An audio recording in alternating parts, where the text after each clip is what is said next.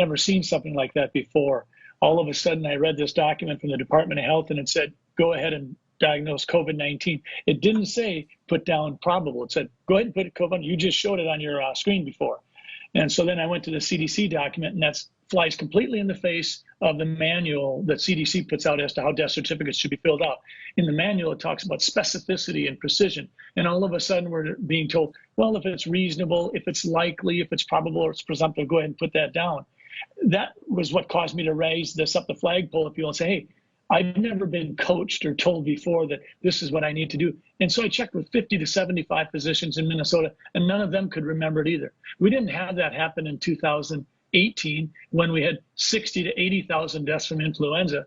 If I diagnosed pneumonia and I put that on the death certificate, nobody was telling me to put influenza on it as well if I happened to be in the middle of a flu epidemic. If I didn't test for it, if I didn't have an interest in testing for it, then I certainly shouldn't be putting it on the death certificate. Wow.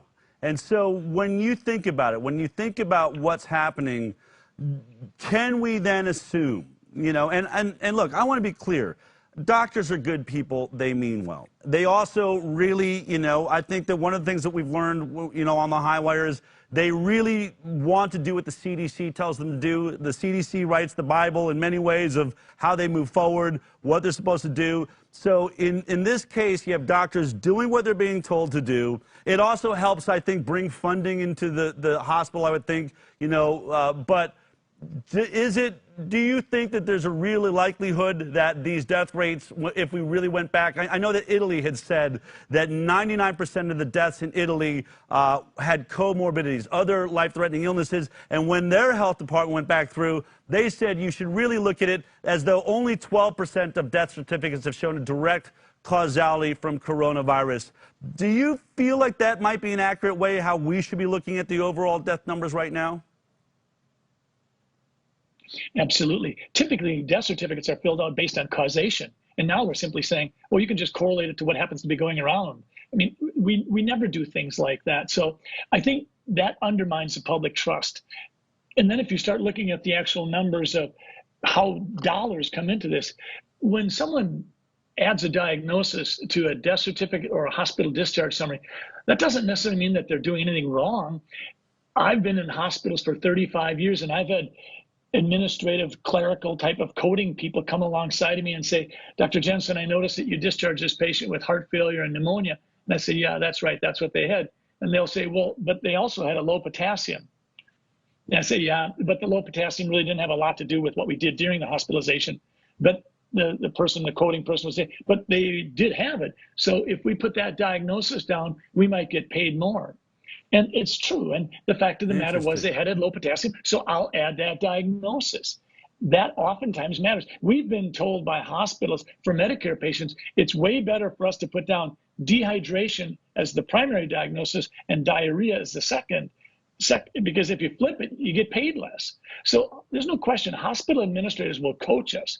And that's when I put some information out as to how much do you get paid for a standard pneumonia if it's a Medicare patient? How much do you get paid for if it's COVID-19? How much do you get paid if it's COVID-19 with a ventilator? What are those numbers? These things matter.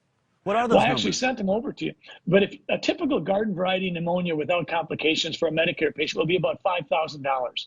If you have COVID-19 pneumonia, it's about $13,000. Wow. And if you use a ventilator, it's $39,000. And these numbers come straight from CMS.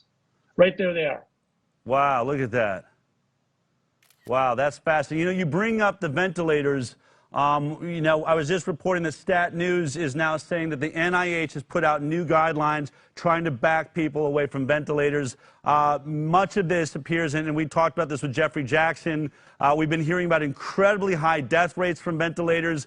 Many people remember Kyle Seidel coming forward in New York saying, really like screaming from a mountaintop, like Paul Revere, saying, I don't know what this is, but it does not appear to be, the ARDS, as we know it, acute respiratory distress syndrome. These people don't have liquid in their lungs. They're talking to me. They're coherent, and I'm putting them in a coma and putting a ventilator down their throat. This video came out just over the last couple of days. We weren't able to vet who this is, but he's saying something similar. So just so people get an idea, I want to ask you if this is true, but first, I don't know if you saw this video. Take a look at this.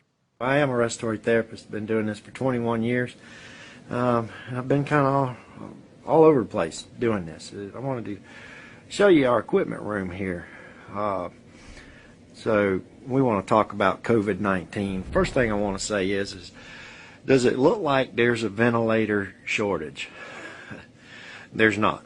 Okay, let's talk about ventilators and why there would be a shortage of ventilators. Well, this is non-invasive ventilation here, CPAP or BiPAP. This is a mask that gets strapped on you, and we can help you breathe with that. We're not allowed to use those. Okay, we're finally opening up to where we can use them a little bit, but for the most part, since COVID came out, they said absolutely not. That's going to cause the virus to spread all over the place by spraying aerosols everywhere, and so we can't use it. You have to let the patient crash and go straight to a ventilator. Okay, traditionally that's not the way we would treat a patient. We also have aerosolized medications, bronchodilators. We're not allowed to use those either. So everything that we would traditionally do, we're not allowed to do. Now, I found this video interesting because I've had a lot of anonymous reports from doctors that didn't want to speak out, not quite as brave as yourself, and saying exactly this, that we were not using oxygen because there was a concern that it would aerosolize. Therefore, we were just letting these people get to the point where they're starved of oxygen, and then just moving straight into a ventilator. Now, I don't mean to put you on the spot, and this really wasn't what you came on for, but since you're involved in this, is there accuracy to this discussion? And is this, when we see new guidelines from the NIH, are they now saying, let's use those other oxygen techniques versus, waiting for a ventilator? Is there any truth to this story from your perspective? Well, this story was problematic for me, and I had seen the video because he didn't identify who he was. Right. I think part of what it indicates is that initially our understanding of this disease was overly simplistic. We initially thought it was mucus plugs, and then we thought it was alveolar damage. And then we started saying, well, gee, if we just jack up the pressure, we don't seem to be helping these people. Instead of 1 out of 3 people dying on a ventilator, we're having 2 out of 3 people dying. So wow.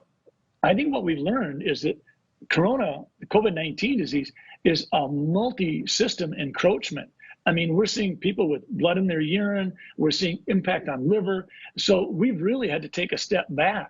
And I think we're trying to learn as fast as we can. But I think that your basic question is this ventilator shortage the crisis that we had been led to believe for a variety of reasons, one of them being that ventilators may not be as useful as we thought. I think that we're going to, at the end of this corona epidemic, when we get to the other side, we're going to see unpacked ventilators sitting on pallets because we, in Minnesota, for every ventilator being used, we probably have 5 to 10 waiting on the sidelines. Wow. And I think that this is a huge issue. And I think what we did is we hit the panic button. But Dale, if I could be so bold, I would just like to say one of the things I'm really concerned about is moving the goalposts. Initially, we were told, stay with us, build the public trust, social distancing, and we're going to have to lock you down because we really need to stop this transmission. The initial rationale was we need to flatten the curve, we need to build up our preparation so we don't overwhelm our hospital facilities. Right now, most hospitals, everyone virtually in Minnesota, they're dying on the vine. Their occupancy rates are 25%. We're losing $31 million a day in a hospital. We have flattened the curve. We have pushed the peak down. We have adequate hospital capabilities now. If we've done the things that we wanted to do, then why would we continue to lock down? There's no reason to. You've already said very persuasively that wherever we end up on the fatality rate here, it's going to be somewhere between 0.1 and 0.4. It's not going to be anywhere near the 30% that MERS was in 2013. It's not going to be the 10% that SARS might have been in 2003. It's not going to be the 5 to 10% in 1918. This is going to be somewhere 1 out of 200 people, 1 out of 1,000, somewhere in there. So we've got to revitalize America because when it comes to mind, body, and spirit, the mind and the spirit are being crushed. And we're focusing entirely on the body and the virus. And we know that 40 to 50% of the people don't even know they have the disease. We know that. And another 40 to 50% are going to skate through it. So folks, let's press the chill button. We're okay. Let's get back to work.